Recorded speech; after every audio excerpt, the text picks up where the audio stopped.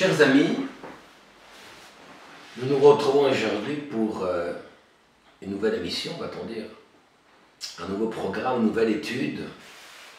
Vous qui êtes abonnés à notre chaîne YouTube, et d'abord de vous souhaiter toute la tzlacha, toute la réussite pour cette nouvelle semaine. Nous sommes aujourd'hui, Yom Rishon, Chaf Hei Shvat, Hei Tafshin Pe Aleph. Dimanche 25 Shvat 5781, et nous allons entamer la parasha Mishpatim. Ve'ela Mishpatim asher tasim lifnehem. Nous avons lu hier parasha Yitro et nous allons entamer cette semaine les différentes halachas, les différentes lois, les différents cas qui vont se poser dans toutes sortes de litiges et autres. J'aimerais que nous puissions nous pencher un petit peu sur le sens de ce que la Torah doit représenter. À qui appartient la Torah? La Torah appartient au peuple d'Israël, au peuple juif. Et pourtant, vous allez dire, mais la Torah elle-même écrit Ki hi chochmatrem ubinatrem leneamim. La Torah représente chochmatrem, votre sagesse, ubinatrem, et votre compréhension, le Enehamim, aux yeux des peuples. Alors, il semble que la Torah ait un lien avec les Goïs, avec les nations du monde. Pourtant, il est marqué, un Rambam Mefourash nous dit, Maïmonide, Goï chez Shabbat Chayav Mita. Un non-juif qui a honoré le Shabbat pour le Shabbat, à l'époque du Sanhédrin, à l'époque du tribunal rabbinique, il était même passible de mort.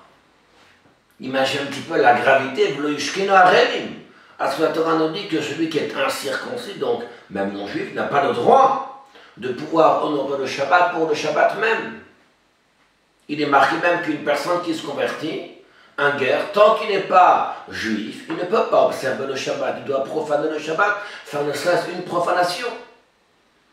Et pourtant la Torah nous dit que la Torah, qui hi chochmatrem, uvinatrem leneamim, c'est votre sagesse, c'est votre compréhension aux yeux des nations. Donc il y a forcément un lien. En réalité, il y a, oui, un lien, mais il y a une grande différence. Ce qui nous appartient à nous, c'est la Torah. Ce qui leur appartient à eux, d'une certaine manière, c'est la Chochma. Quelle différence est entre Chochma et Torah, entre sagesse et Torah? La Gemara nous dit, Torah bagoyim al ta'amin. Chochma bagoyim ta'amin. La Torah chez les nations du monde, auprès des goyim, al ta'amin ne croit pas. Il n'existe pas de Torah auprès des nations. Qu'est-ce qu'il existe? Chochma, la sagesse, existe auprès des nations. Ceci est exact. Et c'est la raison pour laquelle il y a effectivement de grands sages, des génies dans les nations du monde, c'est exact, et qui vont quelque part exploiter, je dirais un petit peu, l'enseignement de la Torah, non pas à titre de Torah, mais à titre de Chochma, à titre de sagesse. Quelle différence y a-t-il si nous disons que la Torah, c'est une Torah ou c'est une Chochma? Que veut dire le mot Torah? Le mot Torah vient du mot Hora'a, qui veut dire un enseignement. Torah, Sivalan Moshe Marasha Kedat Yaakov, c'est le premier verset qu'un enfant doit apprendre après le Shema Israël. Dès qu'il a de son plus tendre âge, qu'est-ce qu'on veut lui apprendre? Que la Torah n'est pas qu'une sagesse. La Torah n'est pas qu'une manière de réfléchir. Disent nos maîtres, Kol mi sheomer yeshli rak Torah fudo Torah elo. Celui qui dit que je n'ai que la Torah, même la Torah, il n'a pas. Pourquoi?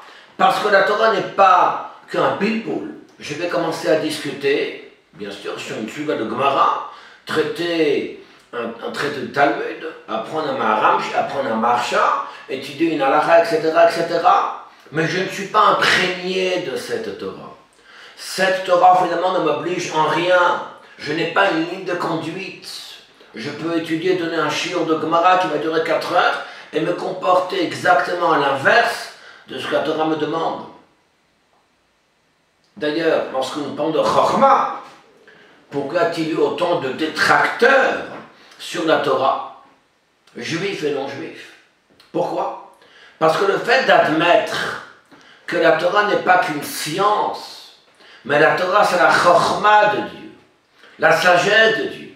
Or, nous savons très bien que Chotamo Shel HaKadosh Baruch Hu Emet, que le sceau d'Hachem, S-E-A-U, Emet, c'est la vérité. Et la vérité, mes chers amis, ne peut pas se limiter à être uniquement une prise de conscience intellectuelle. Ce n'est pas que ça le Emet. Emet ve'yatziv, Emet ve'emuna, Emet Oratenu Akdosha. Nous récitons tous les jours dans la Tfila. Emet ve'yatziv, la vérité absolue qui est là, qui est droite, lorsqu'on accepte le jour de Torah Mitzvot pour vivre de cette façon-là. Emet ve'emuna, lorsque le soir nous faisons Arvit et nous concluons après le Shema Israël par Emet Muna, la vérité et la croyance. Cette croyance en l'avènement de Mashiach. Emet Oratenu Akdosha, que notre Sainte Torah est la vérité absolue. C'est le son du Emet. Aleph Mem Tav, la première lettre, Aleph de l'alphabet, celle du milieu c'est un Mem, et celle de la fin c'est un Tav. Donc cette stabilité fondamentale de la Torah, qui ne se limite pas uniquement à une prise de conscience intellectuelle, mais qui doit fondamentalement descendre et s'exprimer dans les sentiments et dans tout notre être. À ce que tout notre être puisse être là pour exalter le nom de Dieu. Et c'est la raison pour laquelle c'est une différence qui est fondamentale entre notre manière de réfléchir, entre la manière d'aborder notre lien avec la Torah. Ce n'est pas qu'une simple science. Dans la science, rien n'oblige un biologiste à s'identifier à ce qu'il enseigne. Ou un mathématicien, un architecte, un spéléologue, peu importe. Donc il y a devant lui la chokhma, la sagesse en question, et ce qu'il est en train de vivre. D'ailleurs, c'est la raison pour laquelle, si on va trouver ici des savants chez les goyim, qui vont effectivement apprendre la Torah, mais ça va s'imiter à une chokhma, à une sagesse. Est-ce que je vais pour autant me soumettre à une volonté de Dieu et admettre qu'il y a au-delà de mon intellect, faire une brit mila à 8 jours, manger matzah pendant 8 jours, respecter un Shabbat pendant 24 heures, et bien d'autres mitzvot, etc., mettre une kippa H24, faire tous les jours un etilat ladayim, savoir de quelle manière est-ce que je dois me couper les ongles, quand est-ce que je me coupe les ongles pour ne citer que cet exemple, etc., etc., etc. Par contre, Klal Israël, le peuple juif, ont reçu non pas une chokhma, ils n'ont pas reçu une sagesse, ils ont reçu la Torah. Et le mot Torah veut dire l'enseignement. L'enseignement, ça veut dire que je ne limite pas à une compréhension intellectuelle, c'est admettre, c'est soumettre ma volonté à une volonté suprême, à une volonté céleste qui est celle de Dieu. Et c'est une chose qui est tout à fait différente. Et c'est la raison pour laquelle, oui, effectivement, nous comprenons les paroles d'Agmara, Torah bagonim al ta'amin. Il n'existe pas de Torah auprès des nations. Il existe une chokhma, une sagesse, mais qui n'oblige nullement ces nations à se soumettre à la volonté de l'être suprême, chose qui n'est pas le cas chez nous. Et d'ailleurs, il suffit de regarder les propos de la Gemara de Masera de Rosh Hashanah, à la page 25. La Gemara nous raconte cette fameuse discussion entre Rabban Gamliel et Rabbi Yehoshua. Quand avait lieu Kviyot HaChodesh, le nouveau mois, pour fixer quand aurait lieu donc, c'était pour Rosh Hashanah, parce qu'à l'époque où le tribunal rabbinique était à Yavne, ce n'était pas comme maintenant où nous avons un calendrier jusqu'à l'an 6000, on sait déjà quelle date aura lieu Rosh Hashanah, Kippour, Sukkot, etc. et tous les Rosh Hashanah jusqu'à l'an 6000. À l'époque, c'était ce qu'on appelle Al-Biriya, d'après des témoins. Rabbi Yehoshua et Rabban Gamliel n'étaient pas d'accord. Ils avaient une date différente pour Rosh Hashanah, d'après les témoignages qu'ils avaient eus.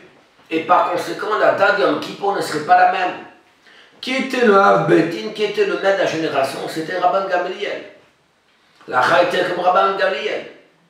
Rabban Gamliel a demandé à ce que Rabbi Yehoshua vienne le voir le jour où pour lui, pour Rabbi Yehoshua, c'était Yom Kippour.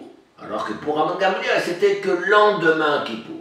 Il lui a dit, je veux que tu viennes me voir avec ton bâton et avec ta bourse d'argent, de pièces. Rabbi Yehoshua est venu Alors que pour Rabbi Yoshua, c'était le jour où il est venu voir Rabban Gamliel, pour lui c'était Yom Kippour. Alors que pour Rabban Gamliel, c'était que le lendemain. Il est venu avec son bâton, il est venu avec sa bourse d'argent. Lorsque Rabban Gamliel l'a vu, la Gemara nous raconte que Rabban Gamliel l'a embrassé sur le front. Et il lui a dit, Yoshua, Rabbi Bechachma, V'talmidi, Shekibalta Devarai. Tu es plus grand que moi en Chachma, en sagesse. Effectivement, Rabbi Yoshua était plus grand que Rabban Gamliel. Mais qui était le maître de la génération? Qui était le Abedi? Qui était celui qui a tranché la loi pour tout Israël? C'était Rabban Gamliel. Et Rabban Gamliel lui dit, mais tu es mon élève et tu as accepté être dévaraille mes propos.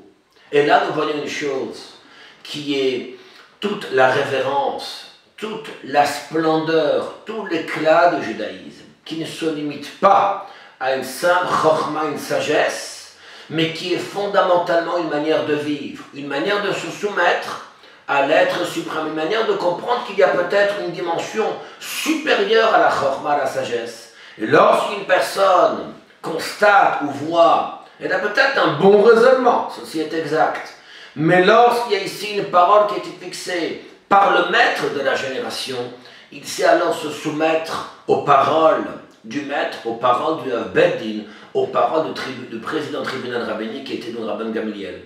Et c'est en cela, je pense, que nous devons mettre l'accent et la compréhension sur notre saint de Torah. Parfois, il arrive à ce qu'on donne un cours de Torah, quelqu'un peut avoir une bonne réflexion.